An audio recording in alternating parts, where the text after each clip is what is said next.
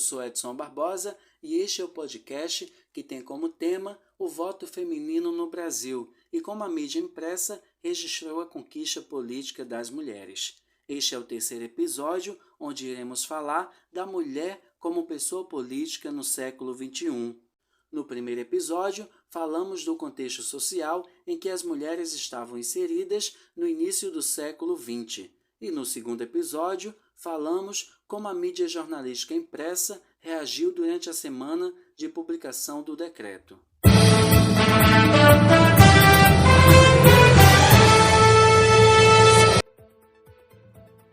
A formação da mulher como pessoa política começou muito tarde. O Decreto 21/076, que modificou o Código Eleitoral, retirando a distinção entre os homens e mulheres enquanto eleitoral, vigora há menos de 100 anos no Brasil.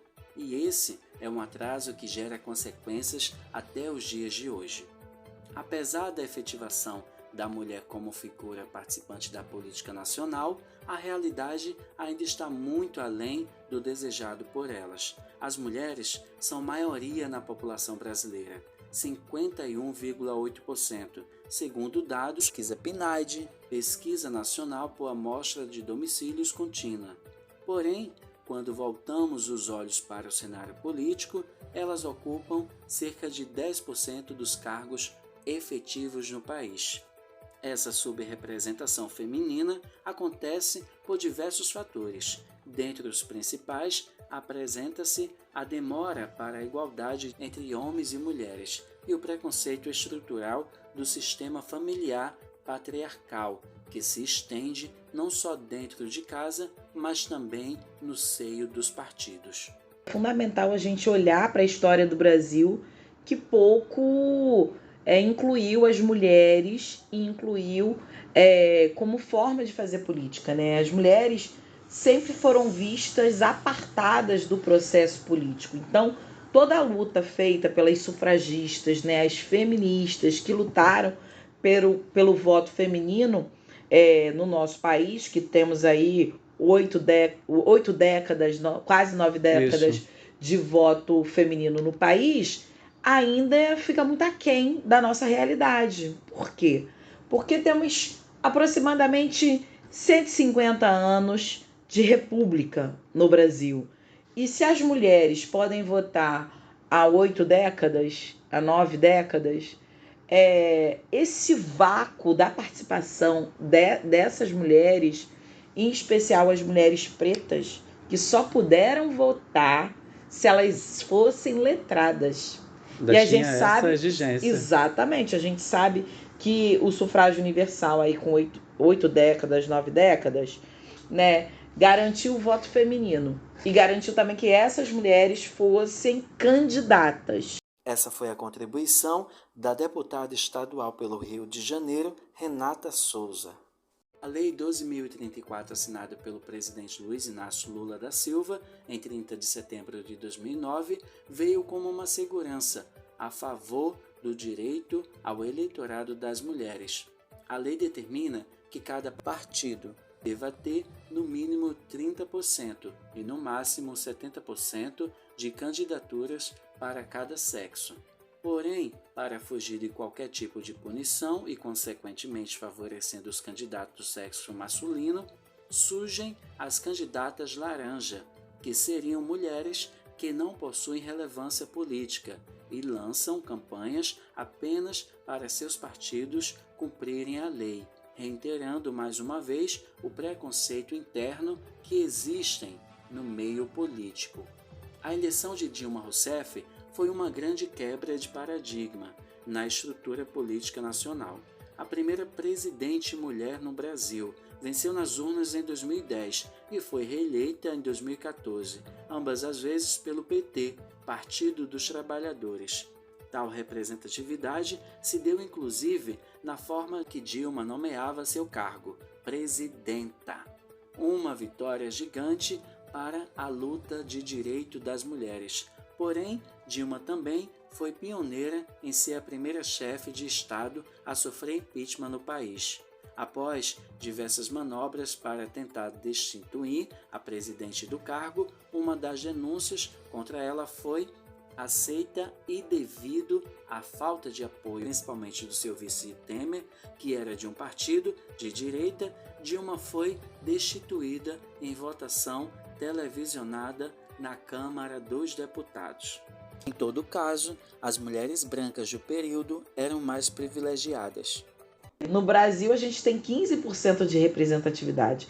Isso é um escândalo. Quando a gente olha outros países da América Latina mais Caribe, a representação de mulheres nos parlamentos chega a 29%, 30%. E no Brasil, a representatividade de mulheres são de 15%.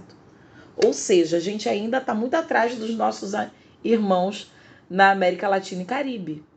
Então, não representou, de fato, a inclusão das mulheres dentro dos espaços de poder.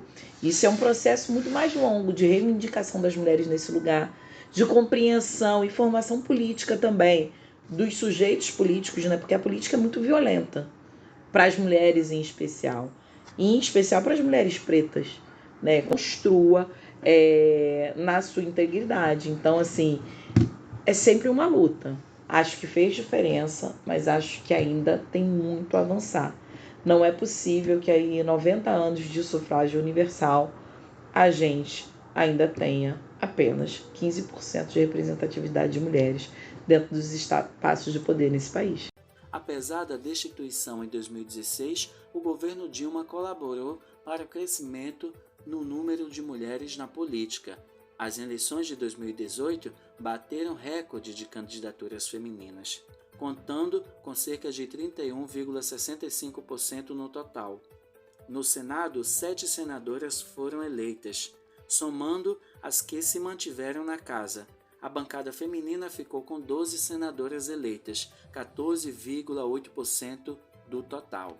A representação da bancada feminina se mostra importante no processo de conquista e manutenção das mulheres nos cargos políticos, quando a senadora Daniela Ribeiro, do PSD, Partido Social Democrático, se apresenta relatora do projeto de Lei 5.613 de 2020, que resultou na Lei 14.192 de 2021, assinada pelo presidente Jair Messias Bolsonaro, em 14 de agosto de 2021, onde diz que esta lei estabelece normas para prevenir divulgação de fato ou vídeo com conteúdo inverídico, reprimir e combater a violência política contra a mulher, nos espaços e atividades relacionados ao exercício de seus direitos políticos e de suas funções públicas, e para assegurar a participação de mulheres em debates eleitorais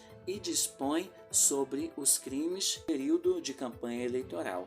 Em maio deste ano, aconteceu um seminário no Senado, onde a senadora Soraya reiterou a importância da bancada independente da ideologia política para ajudar a fortalecer cada mulher que integra ou deseja integrar a política brasileira. Quando fala de mulheres negras, o cenário é ainda pior. Elas, que são cerca de 28% da população brasileira, possuem uma representação política inferior a 5% das cadeiras eletivas no país. Segundo o estudo do Programa das Nações Unidas para o Desenvolvimento, PNUD, e o Empoderamento das Mulheres, o Brasil se encontra em 9º lugar em um ranking com 11 países que buscam melhorar as condições para as mulheres.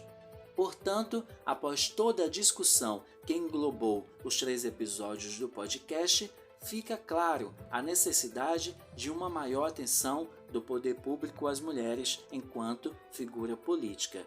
Esse é o fim do 3º episódio de uma série de 3 sobre a conquista do voto feminino no Brasil e como a mídia impressa registrou a conquista política das mulheres.